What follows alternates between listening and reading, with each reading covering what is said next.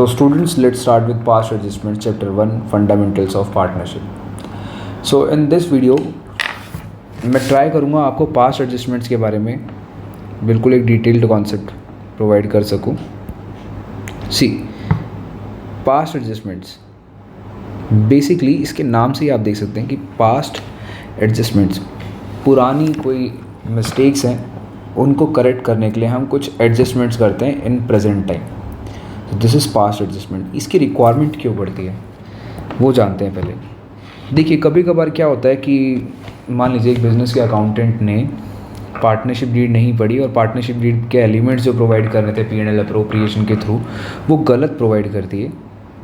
और अब हम पास्ट में जाके अपने अकाउंट्स के रिकॉर्ड्स को तो करेक्ट नहीं कर सकते, या फिर पुराने जो रिकॉर्ड्स हमने ऑलरेडी प्रिपेयर करे हैं उनको हम करेक्ट नहीं कर सकते, राइट. तो उस केस में हम एक एडजस्टमेंट एंट्री पास करते हैं जिससे कि जो पुरानी हमारी मिस्टेक्स है, एरर्स हैं, उसको हम करेक्ट कर सकें. इसी के लिए हमें पास्ट एडजस्टमेंट्स की रिक्वायरमेंट पड़ती है. देखिए जो भी अकाउंटिंग करता है आफ्टर ऑल वो ह्यूमन बीइंग है, तो ह्यूमन बीइंग से गलतियां हो सकती हैं. सो उन गलतियों को ठीक करने के लिए कैसे ठीक किया जाएगा वो पास्ट एडजस्टमेंट के थ्रू होता है, वो हमें सीखना है इस वीडियो में. See when it is required, when the elements of partnership deed is not provided.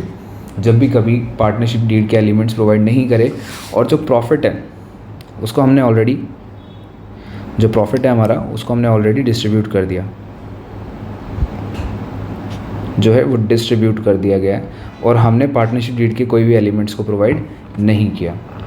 And it is not possible for to alter the past records. और जो हमारे पुराने रिकॉर्ड्स हैं उनको अल्टर करना हमारे लिए पॉसिबल नहीं है और हम कर भी नहीं सकते, बिकॉज उससे अकाउंट्स की जो अकाउंटेबिलिटी होती है या फिर जो उसमें कहते हैं ना एक ऑब्जेक्टिविटी होती है वो नहीं रहेगी अगर हमने उनको अल्टर किया तो, ठीक है.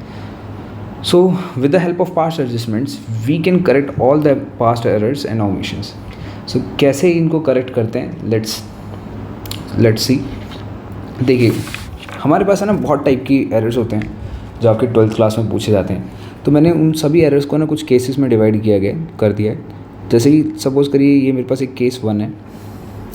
इस केस को मैं बोलता हूँ when profit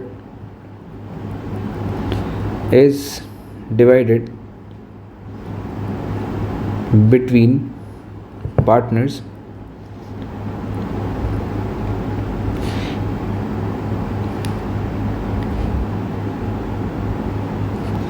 in a correct ratio without providing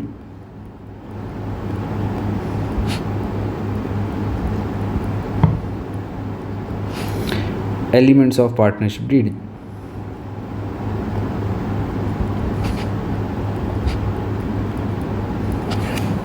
देखिए ये जो मैंने केस 1 लिया ना इसमें आपको प्रॉफिट की डिस्ट्रीब्यूशन के बारे में कोई इन्फॉर्मेशन नहीं होगी और हम ये मान के चलते हैं कि प्रॉफिट जो है वो करेक्ट डिस्ट्रीब्यूट हुआ है, बट हम कुछ एलिमेंट्स है पार्टनरशिप डीड के जैसे कि interest on capital, salary to a partner, commission जैसे पॉइंट्स हम उनको प्रोवाइड करना भूल गए और प्रॉफिट जो था वो हमने सही रेशो में डिस्ट्रीब्यूट कर दिया. तो इस एरर को कैसे ठीक किया जाएगा ज़रा देखते हैं एक एग्जांपल के साथ.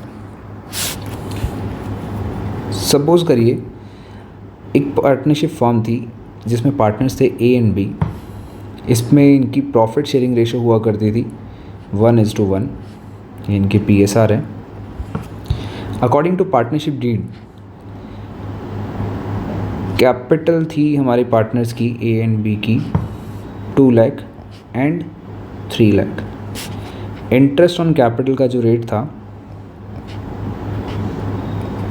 वो था 10% per annum.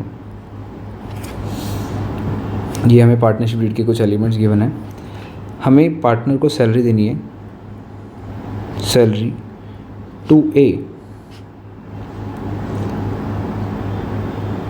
10,000 per annum.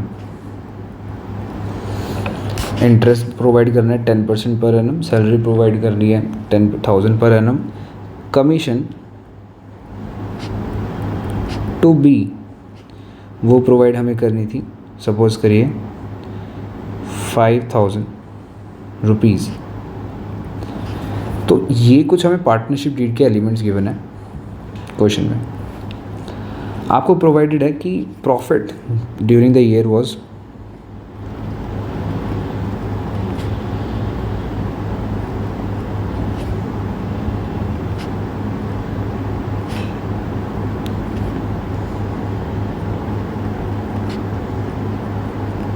distributed between A and B without providing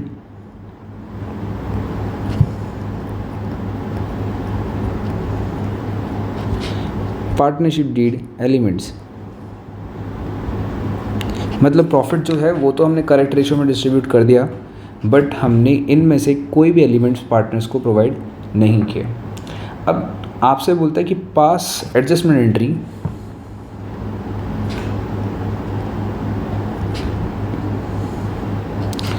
to correct the following errors, to correct the errors. ठीक है, अब हमें एक स्पेसिफिक एक सिंगल एंट्री से ना इस एरर को ठीक करना है, क्योंकि हम पास्ट रिकॉर्ड्स में जाके ये कोई भी मिस्टेक को हम ठीक नहीं कर सकते। जैसे कि हमने आईओसी प्रोवाइड नहीं किया, कि हम पास्ट में जो पुराने पीएनएल अप्रोप्रिएशन है उसमें कुछ करेक्शन करते हैं, ऐसा पॉसिबल नहीं है। सो अब इसको ठीक कैसे करेंगे, बहुत सिंपल है गाइज। आप ये याद रखिएगा, जब भी आप एग्ज़ाम में आपसे बोला गया जर्नल एंट्री पास करिए, तो सोल्यूशन में ना आपको जर्नल एंट्री ही प्रेजेंट करनी है। सॉल्यूशन में आपको जर्नल एंट्री का ही फॉर्मेट देना है, जर्नल एंट्री ही प्रोवाइड करनी है। तो पहले हम एक जर्नल एंट्री का ही फॉर्मेट बना लेते हैं।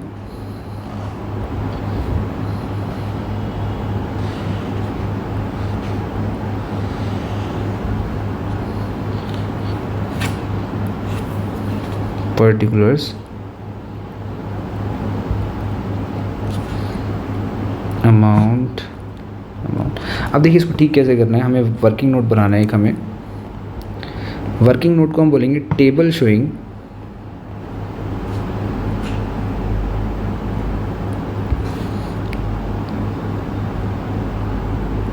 Past adjustments. अब ये टेबल बहुत सिंपल है बनानी, बस ये टेबल जिसको बनानी आ गई ना उसके लिए ये टॉपिक बहुत ही आसान है। देखिए इस टेबल में आपको कैसे इसको टेबल को बनाना है मैं आपको बताता हूँ। जैसे यहाँ पे हमारे पास गाइस देखिए 2 पार्टनर्स हैं, तो आपको इस टेबल में ना 3 कॉलम बनाने हैं।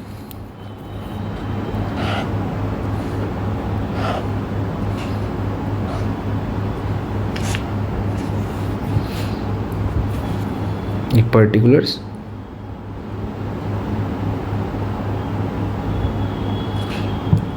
ए बी और एक टोटल। टोटल वाले कॉलम को हम फॉर्म भी बोल सकते हैं, ये फॉर्म को रिप्रेजेंट करता है हमारा टोटल का कॉलम। अब देखिए आपको क्या करना है, इस टेबल के थ्रू जो भी आइटम्स आप प्रोवाइड करना भूल गए ना वो पार्टनर्स को प्रोवाइड करने हैं। उससे पहले ना एक चीज़ सीखिएगा, आपको पता होनी चाहिए कि अगर हम पार्टनर्स के कैपिटल को इंक्रीज़ कर दें ना, अगर कैपिटल अकाउंट इंक्रीज़ होगा तो वो हमेशा ना उसको हमें क्रेडिट करना पड़ेगा। अगर हम पार्टनर्स को कोई भी अमाउंट ऐसे दे रहे हैं जिससे उनकी कैपिटल इंक्रीज़ हो तो हमें वो क्रेडिट करनी पड़ेगी। अगर कैपिटल अकाउंट पार्टनर्स का डिक्रीज़ होता है तो हमें उस अमाउंट को डेबिट करना पड़ेगा। ठीक है गाइस, बस ये छोटा सा पॉइंट याद रखना है, बाकी बहुत ईजी ये टेबल देखिएगा। अब देखिए इस वाले क्वेश्चन में हमने पार्टनर्स को आईओसी प्रोवाइड नहीं करी, और आप ही बताइए अगर हम पार्टनर्स को आईओसी प्रोवाइड करेंगे तो उनकी कैपिटल क्या होगी, इंक्रीज़ होगी ना कैपिटल। सैलरी प्रोवाइड करेंगे तो उससे भी कैपिटल अकाउंट क्या होगा, इंक्रीज़ होगा। कमीशन प्रोवाइड करेंगे तो कैपिटल अकाउंट क्या होगा, इंक्रीज़ होगा। अगर इंटरेस्ट ऑन ड्राइंग होता तो वो उनसे मंगानी होती है, हमें उनसे चार्ज करना होता तो उनसे कैपिटल अकाउंट क्या होता है, डिक्रीज़ होता है।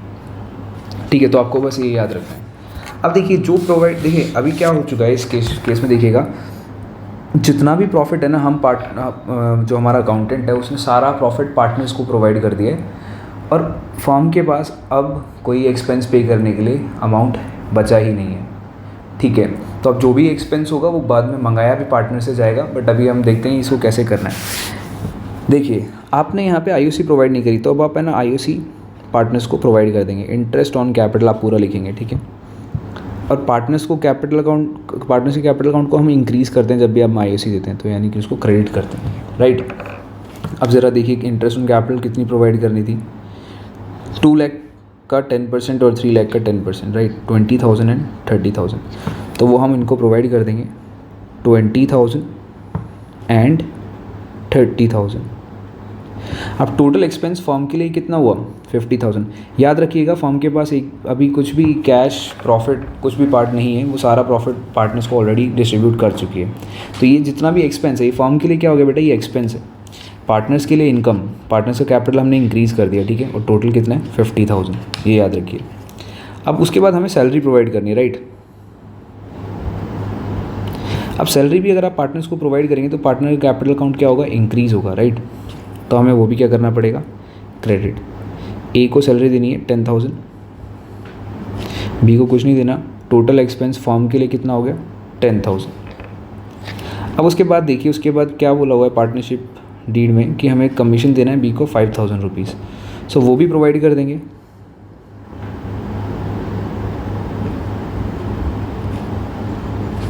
बी को 5,000 और फॉर्म के लिए टोटल एक्सपेंस कितना हुआ 5,000। अब ज़रा इसका टोटल करिए, टोटल क्रेडिट। ए को हमें टोटल अमाउंट कितना पे करना है ज़रा देखते हैं, सॉरी, ए को हमें टोटल पेमेंट करनी है 30,000 रुपीज़ क्रेडिट करना है। टोटल क्रेडिट ए का 30, 20 + 10। बी का टोटल क्रेडिट कितना है 35 एंड टोटल ये हमारा कितना हो जाएगा 65,000, right. So this is total credit. अब देखिए ये अमाउंट हमें ना पार्टनर्स को पे करने से 30,000 एंड 35,000 और टोटल फॉर्म के लिए एक्सपेंस ये कितना हो जाएगा 65। ये पे को किसको करना है, फॉर्म को पे करना है, राइट। अब फॉर्म के पास क्या कुछ भी अमाउंट है, कुछ भी अमाउंट फॉर्म के पास नहीं है। रीज़न सारा जो भी अमाउंट था प्रॉफिट था वो पार्टनर्स को डिस्ट्रीब्यूट कर दिया गया। तो ये जो एक्सपेंस है ना बेटा, ये ना 65,000 is an expense for form. और ये एक्सपेंस भी किससे मंगाया जाएगा, ये मंगाया जाएगा, ये लॉस या एक्सपेंस आप कुछ भी बोलिए इसको, ये मंगाया जाएगा पार्टनर से ही। बट किस रेशो में, इनकी प्रॉफिट शेयरिंग रेशो में। अब हम क्या कर देंगे, ये जो खर्चा है ना, ये 65,000 का खर्चा है, ये वाला खर्चा, इसको हम पार्टनर्स की प्रॉफिट शेयरिंग रेशो में डिस्ट्रीब्यूट कर देंगे as a loss divided between A and B in profit sharing ratio that is 1:1। अब देखिए लॉस अगर हम पार्टनर्स को डिस्ट्रीब्यूट करते हैं तो पार्टनर्स का कैपिटल अकाउंट क्या होगा, रिड्यूस होगा, राइट, रिड्यूस होगा। देखिए यहाँ पे रिड्यूस होगा तो हमें उसको क्या करना पड़ेगा, डेबिट। 65,000 को 1:1 में जब हम डिवाइड करेंगे तो कितना अमाउंट हमारा बनता है 32,500 एंड द टोटल एक्सपेंसेस 65,000। देखिए ये अब हमारे पास डेबिट का अमाउंट है। अब देखिए मेरे पास है ना एक नेट रिजल्ट आ गया कि मुझे टोटल ए को पेमेंट कितनी करनी है, मतलब उसको देना कितना अमाउंट है 30,000, बट उससे मंगाना कितना अमाउंट है 32,500, ठीक है। सो मैं ए से क्या बोलूँगा कि ए आप मुझे ना 2,500 रुपीज़ पे कर दीजिए। डेबिट बैलेंस बच रहा है ना बेटा, डेबिट वाला बैलेंस है। देखिए डेबिट बढ़ा है तो बस यहाँ पे डेबिट। अब ज़रा देखिए बी से सेम 35,000 उसको पे करने और मंगाने उससे कितने 32,500, तो मुझे 2,500 रुपीज़ मैं पे कर दूँगा किसको, क्रेडिट कर दूँगा किसको, बी को। देखिए क्रेडिट का बैलेंस बढ़ा है यहाँ पे। तो एक एंट्री मुझे क्या मिल गई है, एक एंट्री मेरे पास क्या आ गई है इस पर कि A debit 2,500, B credit 2,500। So this will be our adjusting entry. हमने क्या करा, जो भी आइटम्स हमें पार्टनर्स को प्रोवाइड करने हैं उनको क्रेडिट किया, टोटल क्रेडिट देखा, और टोटल क्रेडिट क्योंकि फॉर्म के पास पैसे देने के लिए कुछ भी नहीं तो ये सारा लॉस, ये जो टोटल लॉस था फॉर्म के लिए हमने ये पार्टनर से ही मंगाया, बट कैसे, उनकी प्रॉफिट शेयरिंग रेशो में। सो यहाँ डिफरेंस क्यों अराइज हुआ, क्योंकि देना इनको किसी और प्रोपोर्शन में अमाउंट है और मंगाना इनको किसी और प्रोपोर्शन में अमाउंट है, तो एक डिफरेंस अराइज हो गया, that is 2,500 and 2,500। So the past adjustment या इसकी एडजस्टमेंट एंट्री क्या रहेगी, A debit to B, A is capital account debit,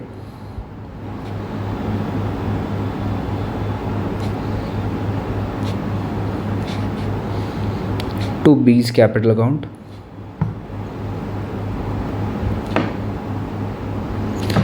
$2,500 being adjustment entry passed. So ये था एक केस 1 हमारा, जब आपको बस ये गिवन है कि जो प्रॉफिट है वो डिस्ट्रीब्यूट कर दिया गया है without providing the elements of partnership deed, तो हमें इस क्वेश्चन को ऐसे सॉल्व करना है। अगर इसमें इंटरेस्ट ऑन ड्राइंग होता वो हम नेक्स्ट क्लास में डिस्कस करेंगे, नेक्स्ट केस में डिस्कस करेंगे कि अगर इसमें इंटरेस्ट ऑन ड्राइंग भी इन्वॉल्व होता है, इसमें वो भी प्रोवाइड नहीं किया तो उसको कैसे ट्रीट करना है। इसके टोटल मैंने 4 केसेस बनाए हुए हैं। वो 4 केसेस के बाद आप कोई भी एनसीईआरटी का क्वेश्चन बहुत आराम से कर सकते हैं। एनसीईआरटी क्या, कोई भी सीबीएसई बोर्ड में कोई भी क्वेश्चन आता है रिलेटेड टू पास्ट एडजस्टमेंट, आप उसको बहुत आसानी से सॉल्व कर पाएंगे। So next part next video में आपको मिलेगा। Thanks for watching, have a nice day.